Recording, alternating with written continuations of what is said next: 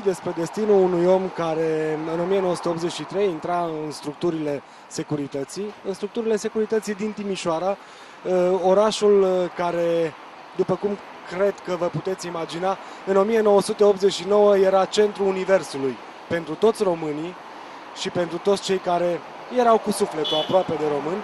Spuneam, vom povesti cu un om care a avut un destin oarecum ciudat. De multe ori a avut probleme, s-a consumat, în preajma lui s-au consumat drame, adevărate drame. A trecut peste o revoluție, a fost locotenent de securitate, a plecat din securitate, a ajuns în 2009 cu problemele lui, cu viața lui, cu destinul lui, dar în primul rând cu un bagaj de informații care o să vă cutremure în unele momente. Suntem în fața unei clădiri reprezentative, dacă pot să spun așa, folosesc ghilimelele pe care dumneavoastră sunt sigur că le înțelegeți, reprezentative pentru Timișoara. Este fostul sediu al securității din Timișoara, actualmente sediul Serviciului Român de Informații. Lângă mine se află domnul Eugen Iancu. Bună ziua, domnule Iancu! Bună ziua, dumneavoastră și tuturor celor care se uită la noi. În 1983 ați terminat Școala Militară de Ofițeri Activi a Ministerului de Interne, Departamentul Informații Externe din fostele structuri ale Departamentului Securității. Repet, Departamentul Securității și nu al Departamentului Trupelor de Securitate. Care ar fi diferența? Diferența era că Departamentul Securității Statului, din care am făcut și o parte ca ofițer de informații externe pe spații străine, ne ocupam doar strict cu culegerea de informații pe teritoriul român și cu misiuni speciale când trebuia pe spații externe. Asta era rostul Departamentului Securității Externe a României. Rostul Departamentului Trupelor de Securitate era cu totul altul, inclusiv acela de a face ordine, ca organ de ordine de represiune internă. Care era media de absolvire în acel moment, 1983? Păi eu am terminat destul de bine, adică foarte bine, în primii 10, al 6-lea în promoție, cu media 907. Adică chiar cu medie peste unul din colegii mei de atunci, care timp de 6 ani a ocupat la Timiș după Revoluție funcția de șef al SRI-ului pe vreo 7 județe. Chiar peste el ca medie, coleg cu mine de promoție, el fiind specialist pe spațiile arabe. Ați avut un destin oarecum ciudat, ca să spun așa. Ce amintiri vă aduce această clădire care se află în spatele dumneavoastră? Păi eu aici am fost judecat și condamnat de vreo 3 ori în decursul a doar câteva luni, adică mai precis din 2 octombrie 1984 și până în 31 mai 1985, când efectiv am părăsit acest sediu. Deci eu am lucrat aici practic un an de zile, din octombrie 83 până în octombrie 84, însă din octombrie 84 până în 85 am stat în anchete prelungite, tipic perioadelor de atunci, în care eram amenințat și cu moartea, cu condamnări pe viață, cu tot felul, inclusiv am fost acuzat de spionaj în favoarea serviciilor iugoslave, de neglijență cu o întreagă rețea de informatori. Mi s-au înșenat tot felul de prostii care ulterior au fost retrase, dar... Bun, eu din câte știu, spionii sunt mai discreți, nu așa de volubili.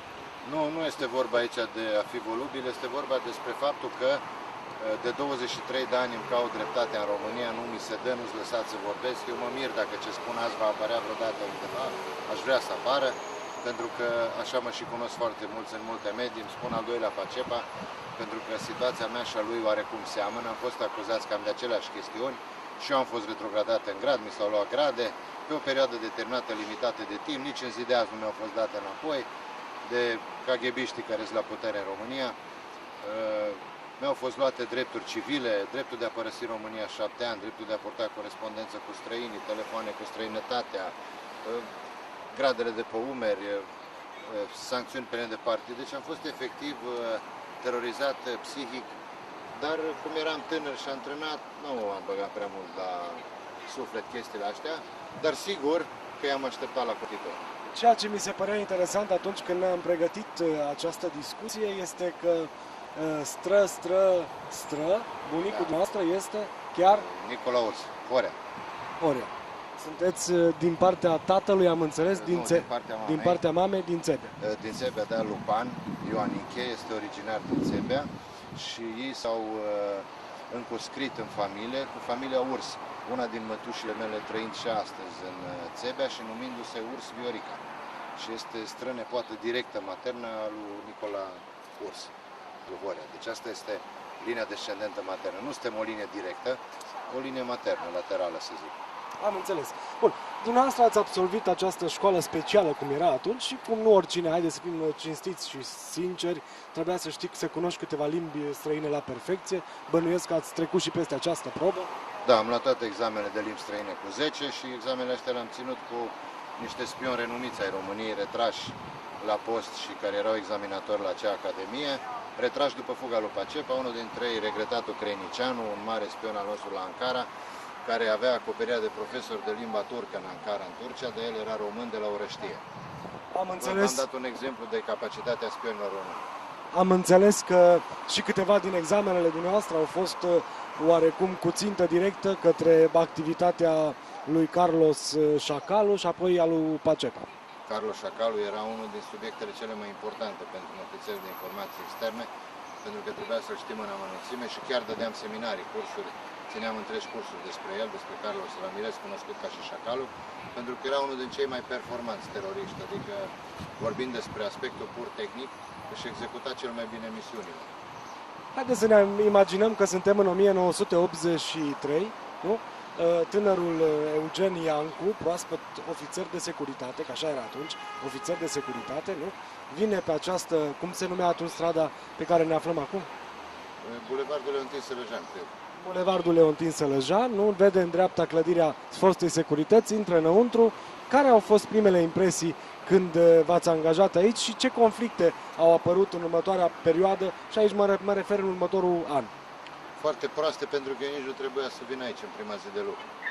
Normal că prima mea zi de lucru ca ofițer de informații externe trebuia să se axeze pe așa ceva. Adică să fiu trimis în exterior și nu aici, pentru că aia terminase. Însă pentru că prima mea soție era de origine sârbă și avea neamuri cu care ținea legătura fizic și prin corespondență și telefonic, atât în Statele Unite și în Canada și în Iugoslavia, generalul Morjan, pe atunci locțitorul lui Ceaușescu la București, mi-a spus foarte clar, din cauza asta tu n-ai să mai lucri pe spațiu extern, te dăm la bază, la frontieră, la cel mai rău loc de muncă, ca să pleci singur, că deocamdată, datorită dosarului tău, încă nu te putem da afară, dar vei suporta și poate lucruri mai rele de atât. Deci el m-a avertizat încă din 1981. Lucru care după aia m-a pus pe gânduri, pentru că a avut dreptate. La venirea mea aici, generalul Mortoiu, de pe vremea aia din 1984, mi-a și spus, dacă nu pleci tu, te terminăm noi. Bun. Și cum au decurs după aceea lucrurile?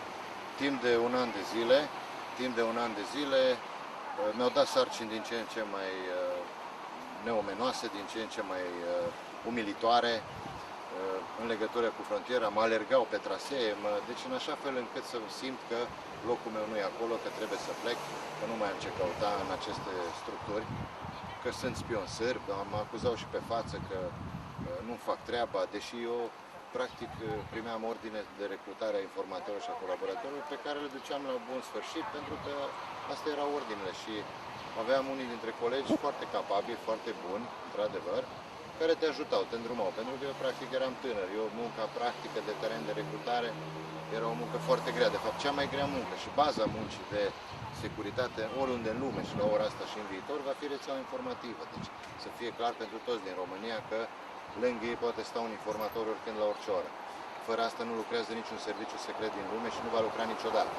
Pentru că un mijloc tehnic, cum este un microfon sau o cameră de luat vederi, se poate defecta, poate fi defectată, poate să se întrerupă la un moment dat.